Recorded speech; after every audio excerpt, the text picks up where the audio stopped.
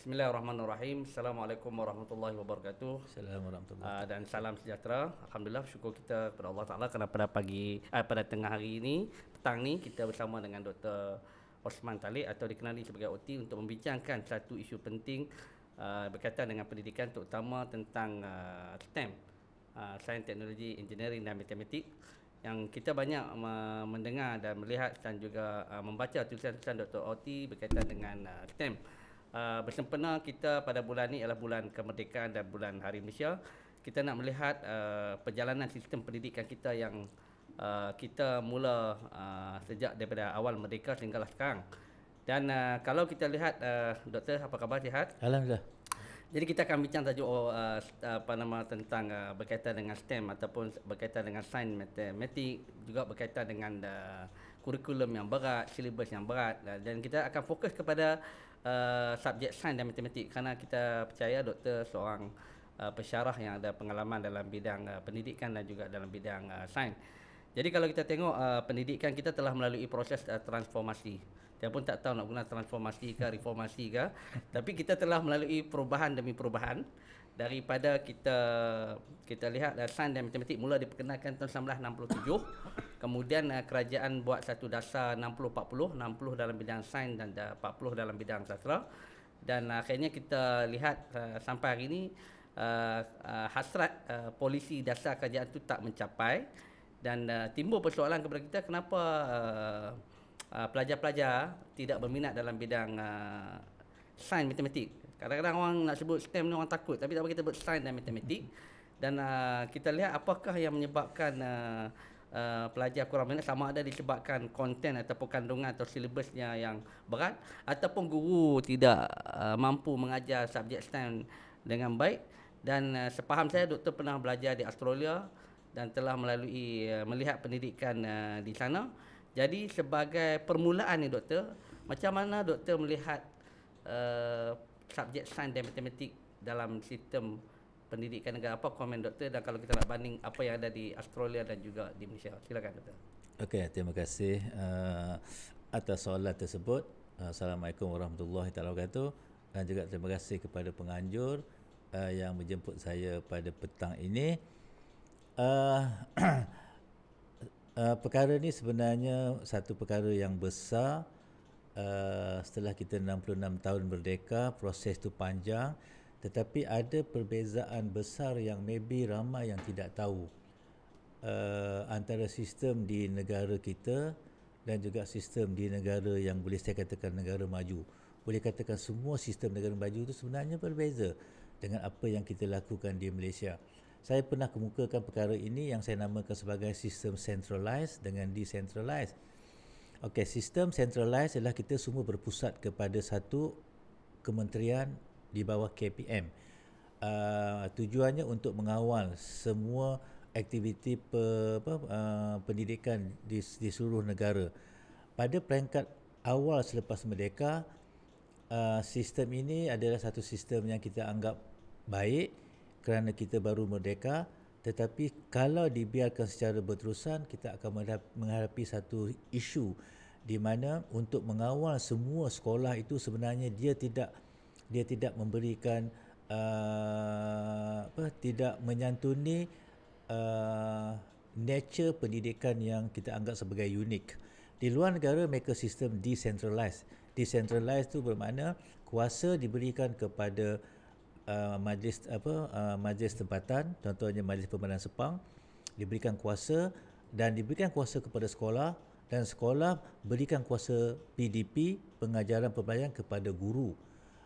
Pihak KPM kalau dalam konteks Malaysia ni hanya menyediakan silibus yang fleksibel sahaja. Bermakna apa yang nak diajar itu, bagaimana nak diajar itu bergantung kepada pihak sekolah itu sendiri. Majlis perbandaran hanya menyediakan segala kemudahan. Jadi diberikan dalam konteks yang macam itu. Jadi bila pendidikan berkembang dengan pendekatan yang berbeza, dengan murid yang berbeza, maka pendekatan yang diberi di sekolah itu juga berbeza. Contohnya sekolah di Kuala Lipis tak sama dengan sekolah di Damansara. Okey, pendekatannya tidak sama, tapi kita di Malaysia oleh kerana kita gunakan sistem centralized, maka timbul perkataan one size fit all. Kita nak bagi satu benda, semua kena buat benda yang sama. Okey, dan itu sebenarnya sesuatu yang sangat dilarang di negara maju sebab pendidikan tidak boleh one size fit all. Dasarnya kena sama tetapi aktiviti dan pelaksanaan tidak sama.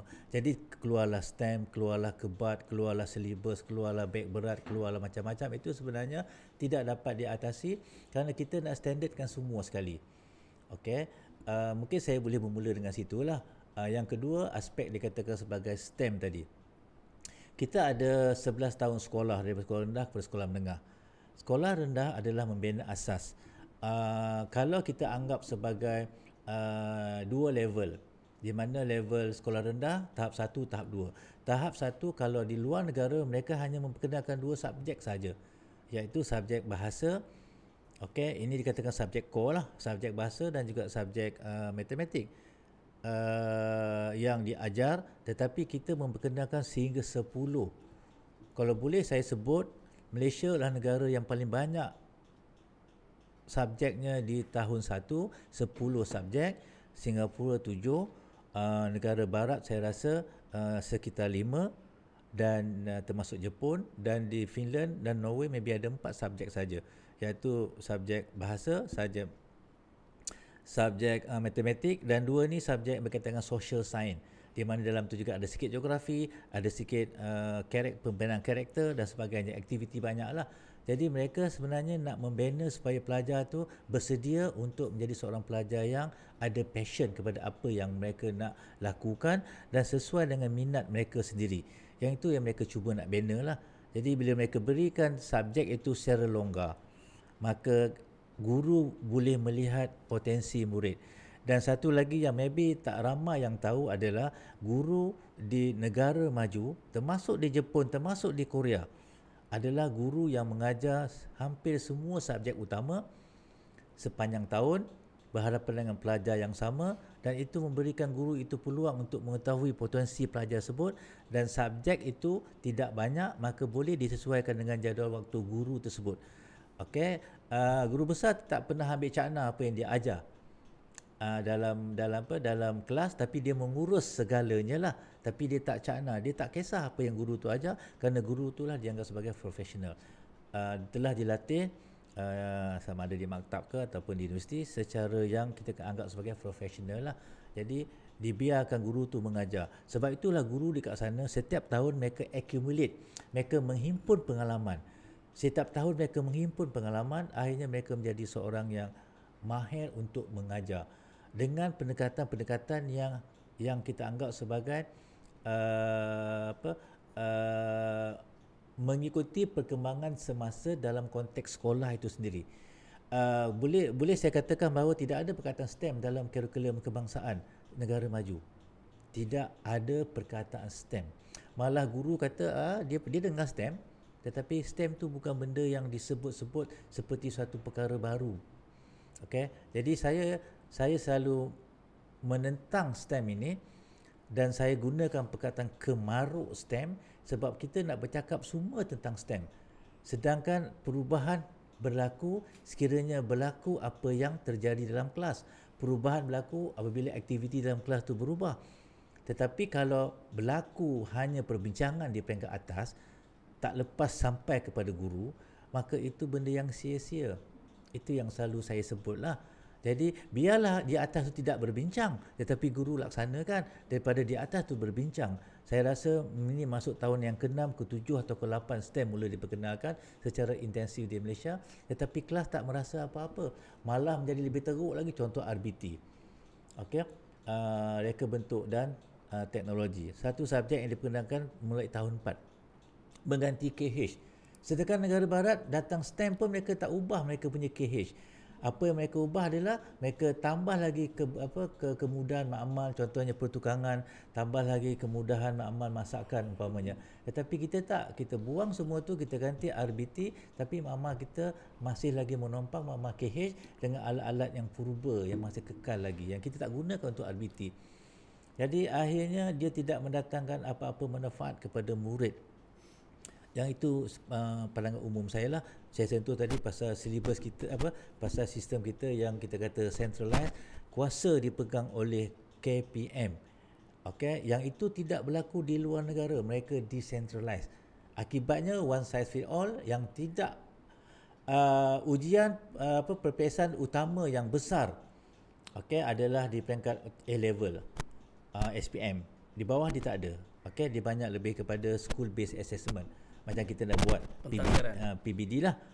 Tetapi bila kita buat PBD nampak macam lepas tu kita letak TP pula. TP pun saya rasa satu perkara yang sangat subjektif yang kadang-kadang dijadikan sandaran yang tidak tepat kepada proses itu. Jadi TP itu terserah pada guru, bukan benda untuk dinilai, tetapi guru adalah untuk kita buat perubahan pada PDP. Kat Malaysia terbalik ya, saya salah sebut. JPN PPD adalah pembantu guru untuk mengajar. Guru katakan perlu guru di sekolah A tak sama dengan keperluan guru sekolah B. Katalah guru sekolah A banyak murid-muridnya, contohlah kan, murid-murid yang tinggal di flat umpamanya kan, di rumah teres. Mereka ni tak pernah expose kat luar yang banyak. Maka mereka perlukan lebih eksplorasi. Maka dia minta JPN sediakan bas, sediakan aktiviti sediakan bas, sediakan peruntukan untuk dia bawa pelajar tu keluar. Kalau sekolah di seberang Takir, mereka hidup mereka di alam laut kan, jadi mereka maybe lebih selesa untuk membawa apa saja yang di luar tu dalam makmal. Jadi keperluan mereka tak sama. Jadi siapa yang kena sediakan ni? PPD lah kena sediakan. Tapi PPD nak jadi abang-abang besar pula, nak mengawal apa yang berlaku di sekolah. Tak, patutnya PPD itu sekarang ditakuti. Kalau saya lah, PPD patut takut dengan sekolah, takut dengan guru. Kerana kalau datang kat sekolah tu nanti guru kata boleh tak sediakan ni, boleh tak sediakan tu. Jadi itu tugas mereka. Bukan tugas mereka untuk memastikan guru kena ada RPH macam ni, guru kena ikut macam ni. Sedangkan mereka tidak berada dalam kelas tersebut dan mereka maybe tak tahu. Dan yang paling tak sesuai lagi, apa yang mereka cuba laksanakan di kelas tu benda yang semua standard seluruh negara. Contohnya jemaah nazir, semua standard seluruh negara. Benda tu tak boleh sebab anak-anak itu berbeza. Kita tak cerita Sabah Sarawak lagi yang bahasa mereka maybe bukan bahasa Malaysia kan, dan juga hidup mereka bukan hidup sebagaimana orang di Putrajaya. Mungkin tak sama hidup mereka, tetapi mereka lebih tahu. Saya pernah dapat satu cerita, di mana murid-murid di Sabah lebih tahu pokok-pokok dan nama ikan di sekitar sekolah mereka compare dengan cikgu kan, sebab itu kehidupan mereka. Jadi di negara barat mereka make use of that. Sebab tu mereka beri otonomi kepada guru. Kita tak beri otonomi kepada guru, kita minta guru ikut. Kalau saya lah, maknanya orang yang terlibat dengan PPD adalah mereka yang menyediakan apa saja kemudahan yang diperlu oleh guru. Katalah tak ada duit, tu tugas PPD, tugas JPN untuk dapatkan duit secara by hook or by crook. Bukan cikgu pula yang jumpa pihak ABG nak minta duit sumbangan pada mak bapak. Itu tugas PPD, bukan tugas guru. Tugas guru adalah mengajar sahaja. Guru tidak boleh buat kerja-kerja pentadbiran. Katalah ada menteri yang datang untuk di satu sekolah, PPD yang uruskan kehadiran itu, guru hanya meraihkan sahaja, bukan gurulah yang angkat meja, angkat kursi, so on and so forth.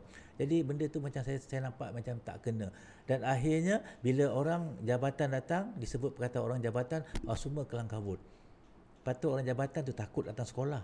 Kenapa? Nanti cikgu minta macam-macam, kita kena buat kerja untuk cikgu. Yes, you sebagai pengurus mesti menyediakan apa saja yang diperlukan oleh guru. Saya mulakan dengan yang itu dulu. Baik doktor. Kalau doktor terangkan tadi, saya nampak kita menghadapi satu masalah besar dalam sistem pendidikan kita tu berkaitan sama ada kita nak menggunakan pakai sistem desentralisasi ataupun centralized. Mana kita dalam tempoh kemerdekaan yang panjang ni kita banyak centralized, banyak berpusatkan pada KPM. Apa yang dapat daripada atas sampai ke bawah itulah yang kita kena follow. Saya lihat kat sini isu dia autonomi. Kita tak berikan autonomi kepada pihak sekolah untuk menguruskan sekolah, sebab yang kita timbulkan tadi ialah kita punya padang yang tak sama. Orang yang belajar di Seberang Takir, orang yang belajar di Seremban ataupun belajar di bandar-bandar besar tak sama. Dia punya sosioekonomi, sosio penduduknya tak berbeza. Begitu je akhirnya akan kita kata kaedah pembelajaran kepada pelajar-pelajar pun pastilah berbeza. Cuma saya lihat baru-baru ni saya terbaca di Finland. Dulu kita bila bercakap tentang sains matematik, kita sibuk tentang teams dan PISA. Berbincang tentang team dan PISA, kita pun kejar ranking sama ada macam mana kedudukan negara kita dalam bidang sains dan matematik. Kita pun kejar. Sebab tu kita ada pelan pembangunan pendidikan Malaysia untuk tengok sejauh mana kita mengulik bidang team dan PISA. Baru-baru ni saya baca di Finland sendiri, mereka melihat team dan PISA tu dah berlalu zaman dia.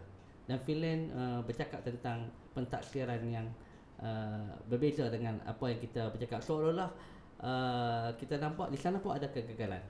Jadi kalau kita tengok di sana, bila bidang sains dan matematik, mereka cukup macam kita tadi kan, centralized. Maksudnya decentralized. Maksudnya guru diberikan autonomi, sekolah diberikan autonomi, kemudian bilangan murid yang sedikit menyebabkan mereka berjaya dalam bidang sains dan matematik. Jadi macam mana kita nak kata adakah mereka sana berjaya, kita gagal, ataupun disebabkan subjek mereka sikit, subjek kita banyak menyebabkan kita gagal, atau bagaimana doktor melihat perkara ni? Okey, sekolah adalah satu tempat di mana pelajar meningkatkan potensi diri mereka. Kalau kita gagal meningkatkan potensi diri setiap pelajar ikut kemampuan ataupun optimum, ada pelajar yang maybe cenderung matematik, cenderung sains, cenderung kedua-duanya, cenderung bidang social science, whatever lah. Kalau saya boleh ambil mungkin Finland jauh lah. Kalau di New Zealand umpamanya, di peringkat sekolah rendah memang dia kata banyak bermain sebab untuk mengenal pasti di mana minat mereka. Di sekolah masuk umur 11 tahun ataupun kita kat sini maybe tahun 1, ketika itu barulah mereka ada pemilihan subjek tertentu mengikut minat pelajar. Jadi semua pelajar tu berjaya bukan kerana pelajar tu berjaya kerana dia berjaya menjadi diri dia sendiri nak jadi apa. Termasuk nak jadi beekeeper, tanam madu, termasuk nak jadi peladang, termasuk nak jadi electrician, termasuk jadi plumber, termasuk nak jadi engineering, termasuk nak jadi driver Grab, whatever lah. Okey, jadi mereka telah berjaya untuk mencapai. Sebab di barat maybe berbeza lah, kita tak boleh ikut semuanya sebab mereka establish. Gaji mereka kalau bidang kemahiran tu dibayar tinggi compare dengan kita kat Malaysia lah. Tetapi apa yang mereka lakukan itu lebih human, lebih kemanusiaan. Tidak ada pelajar yang rasa mereka tak berguna ataupun bodoh. Itu yang mereka pecah meja kan, sebab mereka nak memberontak. Tak ada anak kita yang sebenarnya bodoh, yang tidak berguna. Mesin tu ada, tapi sekolah gagal untuk letakkan. Kita tak perlu semua doktor, kan? Dan kita juga tak perlu engineer untuk jadi kaya. Kalau kaya tu satu yang kita nak capai. Kalau katakan profession yang tinggi itu satu kejayaan, kita tak perlu semua orang jadi lawyer. Tak semua, sebab tak semua ada kemampuan begitu. Tetapi kita tak mahu pendidikan kita untuk melihat aspek itu sahaja. Okey, kita bangga sebab tu saya kata pelakat tu tak boleh diamalkan. Kita bangga dengan 10, 11, 12 orang kat sekolah kita yang dapat straight A's. Sedangkan hidup kita tak bergantung pada mereka pun, hidup kita bergantung pada mereka yang dapat ini. Okey, kan? Yang hantar makanan kat rumah kita, yang betul sinki bilik kita, yang betulkan kereta kita, kan, yang ambil kita Grab pergi ke airport, semua tu mereka yang maybe tak dapat semua A. Jadi itu adalah keharmonian dalam masyarakat. Tapi kita tidak adil dalam aspek yang macam itu. Jadi Finland pada asalnya langsung, bukan Finland saja, Korea, Jepun, mereka tidak mengajar hanya kerana mereka ada tim dan PISA. Tim dan PISA itu adalah penilaian yang orang luar buat yang mereka anggap sebagai suatu tambahan saja kepada proses yang mereka nak lalui, penilaian tambahan saja kepada pencapaian mereka. Kalau nombor satu lah, nombor dua lah. Mereka tak kisah. Okey, tapi kita kisah. Sebab kita lebih kepada nak menunjukkan bahawa kejayaan kita tu dalam bentuk ranking, dalam bentuk angka. Mereka tak kisah. Hatta mereka tak dapat nilai apa pun ranking pada tim dan PISA, mereka tetap berjalan seperti yang mereka dah tentukan untuk apa pendidikan yang mereka. Sebab pendidikan tu adalah untuk rakyat mereka, bukan untuk mendapat nama dalam tim dan PISA. Okey, kalau pun kita ikut dalam tim dan PISA pun, tim dan PISA dia bukanlah kecoh sangat pasal STEM, kecoh sangat pasal high order tinggi skill pun, tak ada. Mereka cuba nak beri asas saja. Sebab tu dalam team dan PISA, perkataan yang banyak digunakanlah scientific reasoning. Boleh tak pelajar tu memberikan satu penjelasan secara sistematik? Scientific reasoning tu bukan makna sains. Kalau sejarah, macam mana dia jelaskan sejarah tu secara sistematik. Kalau subjek sains, matematik, whatever lah. Jadi scientific reasoning tu yang nak nak diminta pelajar supaya ada kemampuan untuk berikan penjelasan. Sebab at the end of the day nanti masa mereka bekerja, semua tu perlu dijustifikasikan. Okay. Maybe Finland dia sebenarnya dah pergi satu peringkat yang lebih tinggi, di mana dia telah sediakan bilik darjah supaya pelajar datang ke sekolah itu tak ada bezanya kalau pelajar duduk ke rumah. Boleh menyarap, boleh berkawan, aktivitinya fleksibel. Dia nakkan bahawa belajar tu bukan kerana datang ke sekolah. Sebab tu ada yang pakai baju tidur lah. Bukan pakai baju tidur, dia pakai baju tidur, dia tak suka, dia basuh muka, dia pergi sekolah. Dia sampai tahap macam tu. Sebab dia kata tu lifelong learning. Kan, dia kurangkan sistematik. Dia kurangkan, kita kata, ada cikgu kata ropol-ropol lah.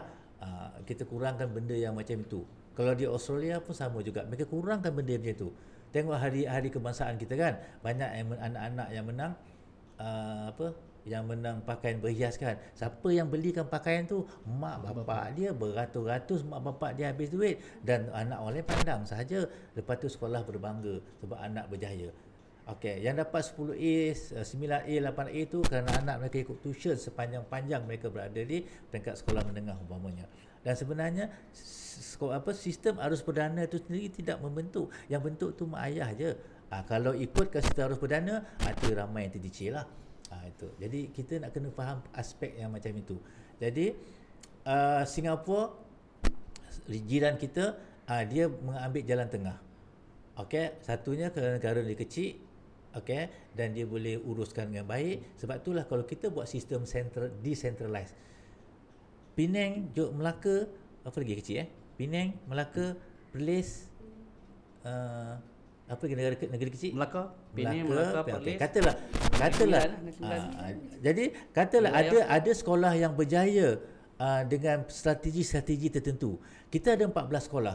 14 sekolah telah ada strategi yang berbeza-beza. Contoh Sabah boleh belajar pada Sarawak. Mungkin boleh belajar pada Pahang. Melaka boleh belajar pada Penang. Jadi kita ada banyak peluang untuk belajar. Kalau one size fit all, kalau gagal semua. Kan, tapi dia tidak akan berjaya. Sebab education bukan one size fit all. Tidak. Jadi kita boleh belajar daripada orang lain. Ya, kalau gagal semua. Tapi kalau berjaya, sikit sangat yang berjaya. Jadi kita tak boleh nak berubah melihat bahan semua nak dibagi oleh KPM, modul nak dibagi oleh KPM, sedangkan modul tu mungkin tak berguna di satu sekolah dan berguna di sekolah yang lain. Jadi sepatutnya, sebab itulah modul-modul ni tak ada di barat. Tak ada modul ni, guru tu sendirilah. Sebab itulah KPM. Kalau pergi luar negara, janganlah pergi hanya meeting. Bila meeting tu, dia akan bawa lah. Biasalah orang luar negara, dia akan tunjukkan yang terbaik.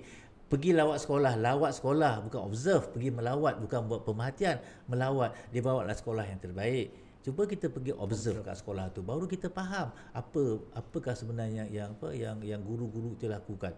Dan kita tengok mereka sangat happy apa yang mereka lakukan.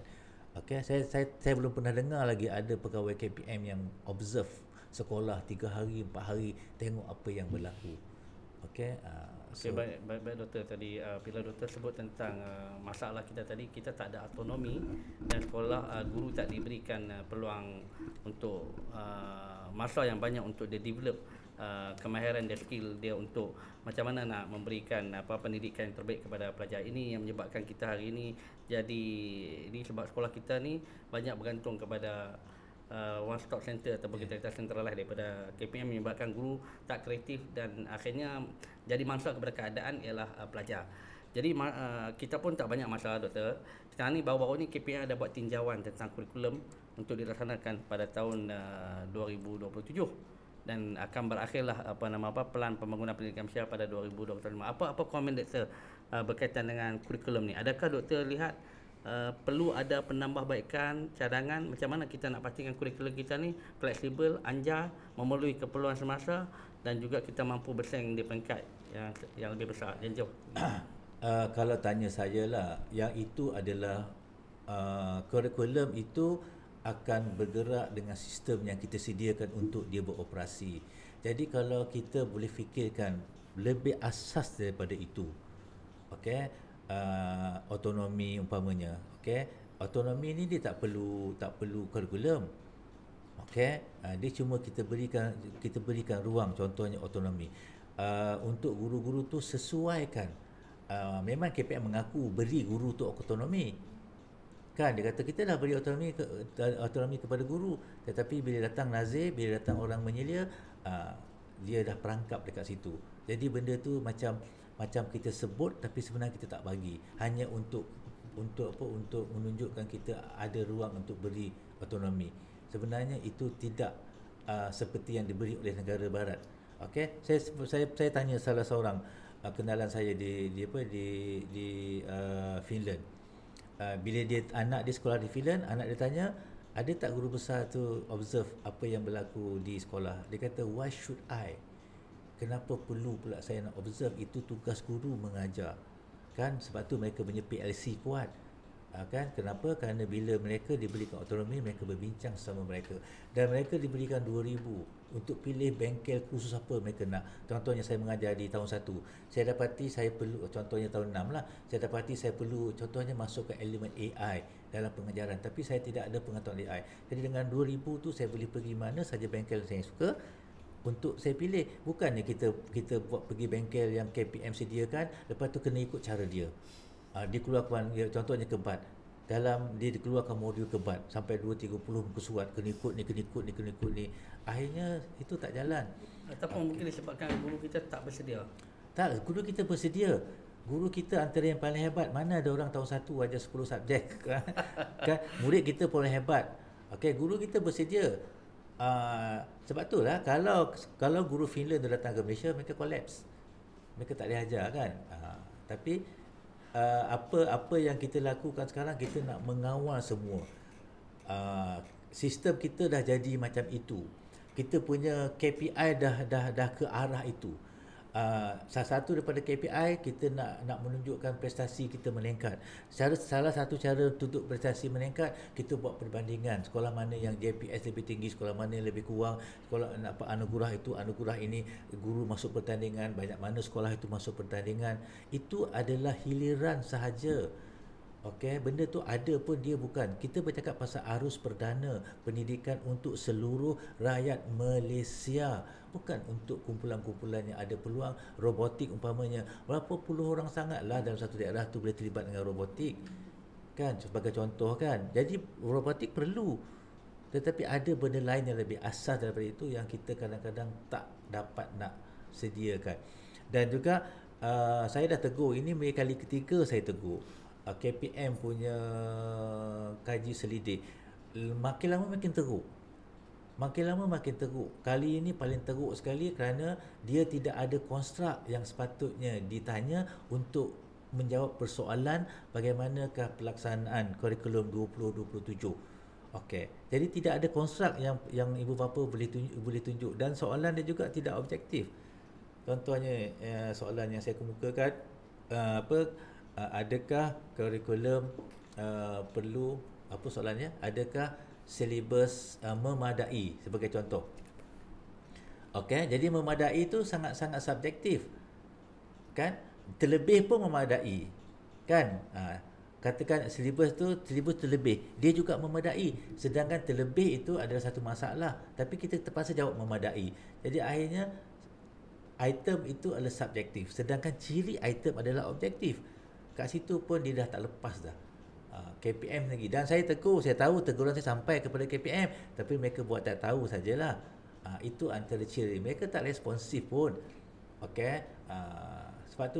Sebab itulah saya sentiasa menulislah, bercakap supaya sekurang-kurangnya kalaupun KPM tak nak berubah, kumpulan-kumpulan yang akan naik ke atas itu besok juga maybe mendengarlah apa yang sepatutnya mereka dengar. Dulu lainlah, kita tak boleh live dengan mereka di luar negara. Sekarang kita boleh buat live webinar whatever lah, mudah. Tetapi KPM tetap tak nak berubah. Saya tak tahu, sebab tu saya minta mereka keluarkan asas kerangka yang mereka nak buat dalam satu website ataupun letak dalam website KPM, bahawakan mereka ada cadangan untuk lakukan ini. Letakkan satu link untuk kita hantar berdasarkan cadangan itu. Kita tak nak cadangan yang kita katakan social desirable bias. Apa dia? Kurikulum akan datang mestilah digitalize, mestilah banyak hands on, mestilah teacher student centered, mestilah ini itu tak payah tanya pun tak apa. Kita nak tanya kenapa benda tu memang orang bodoh aja yang kata tak. Kan? Jadi kita nampak bodoh tu. Kita tanya soalan yang memang orang akan jawab yes, kecuali orang gila yang jawab no. Jadi kita tanya pula banyak pula soalan yang macam itu. Kan satu pembaziran kepada peluang untuk tapi saya tak tahulah yang dia buat di town hall kan. Sebab tu town hall siapa orang boleh pergi, saya pun tak boleh pergi, tak ada masa nak pergi kan. Tapi kalau letak kat website, maybe malam-malam tengok apakah ciri-ciri yang boleh kita beri yang komentar, sebagai contoh lah. Okay, itu Baik doktor, kita harap cadangan-cadangan doktor dan kemukakan pada hari ini dapat didengar oleh pihak yang berkepentingan, khususnya KPM lah, untuk melihat balik supaya kurikulum yang kita akan bawa nanti lebih fleksibel, anjar dan memerlukan keperluan semasa. Dan saya yakin, kita percaya untuk pelajar-pelajar tahap 1 ni sepatutnya mereka dinilai dari segi kebolehan, kecapaian kemahiran, terutama membaca, mengira dan menulis, dan juga kita nak menimbulkan keseronokan datang ke sekolah.